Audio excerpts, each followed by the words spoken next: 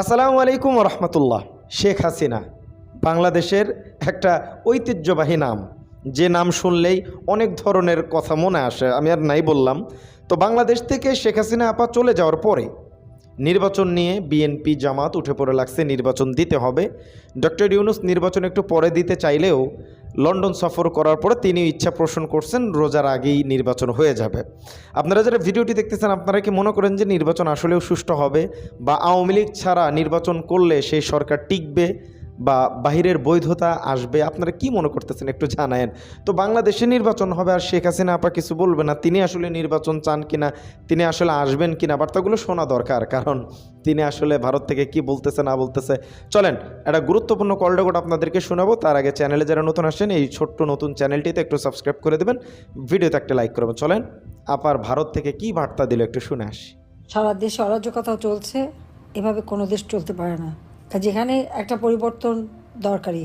হ্যাঁ, আমি এখনও সংবিধান মোতাবেক জনগণের ভোটে নির্বাচিত প্রতিনিধি এবং প্রাইম মিনিস্টার, পার্লামেন্টে পাশ করা আমি প্রাইম মিনিস্টার লিগালি, কনস্টিটিউশনালি। তারপরেও যখন ছেড়ে আসতে বাধ্য হয়েছি, তাহলে আমি বলবো যে একটা অবাধ নিরপেক্ষ সুষ্ঠু নির্বাচন হোক, কিন্তু ডক্টর ইউনূসের মতন এই ধরনের আত্মকেন্দ্রিক, স্বার্থপর, লোভী একটা জঙ্গি শাসকের অধীনে না। কারণ সে তো সম্পূর্ণ ইললিগাল, তার ক্ষমতাটাই তো সে দখল করেছে সম্পূর্ণ ইললিগালি এবং জঙ্গিদের দ্বারা।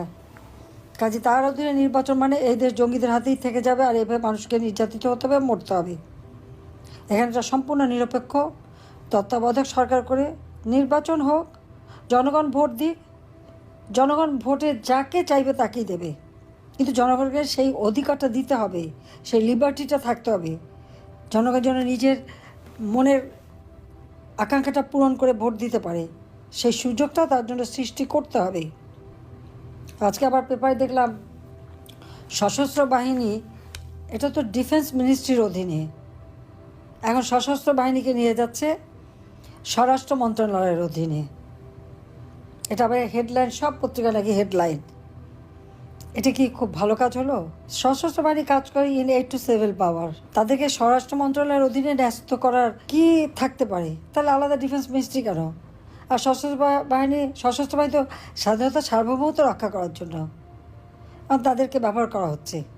আর সেখানে আর্মি ডিপ্লয় থাকা সত্ত্বেও আজকে মানুষ খুন করে। গত পরশুদিনও দেখা গেল নোয়াখালী একটা ইউনিয়নে ছাত্রলীগের প্রেসিডেন্টকে মেরে গাছের সাথে ঝুলিয়ে রেখেছে।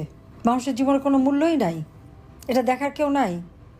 ঘরের মধ্যে ঢুকে নারীদের, স্বামীকে, বোনদেরকে, স্ত্রীকে ধর্ষণ, না সংখ্যালঘু সম্প্রদায় কি হিন্দু মুসলমান খ্রিস্টান এসব কোনো বাদ নাই।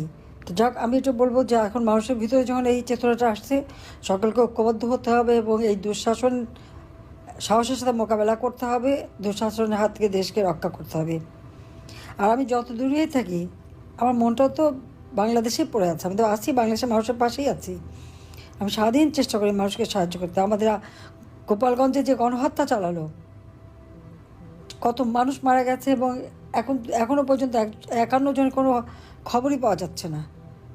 সরাসরি গুলি, ডক্টর ইউনূস সরাসরি নির্দেশ দিয়ে দিয়েছে গুলি করে, এবং সেই যে কমান্ডিং অফিসার সোজা বলছে গুলি কর, গালি দিয়ে, সিপাহীদের গালি দিয়ে বলছে গুলি কর, সরাসরি গুলি কর।